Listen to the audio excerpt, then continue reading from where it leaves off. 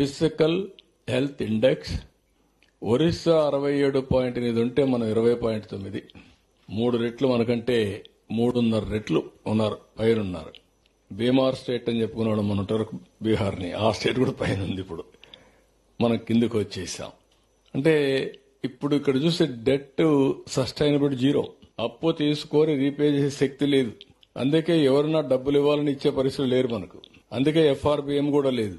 అంటే ఇంత దారుణంగా చేసి మళ్ళా ఫర్దర్ గా ఇది 2022-23 అయితే మళ్ళా అప్పులు చేసేశారు. అందుకే ఎంఆర్ఓ ఆఫీసులు కూడా తాకట్టు పెట్టారు. ఎంఆర్ఓ ఆఫీసులు లేకుంటే గవర్నమెంట్వి లిక్కర్ తాకట్టు పెట్టడం, ఎక్కడ దొరికితే అక్కడ తాకట్లు పెట్టి ఇష్టానుసారంగా చేసేశారు.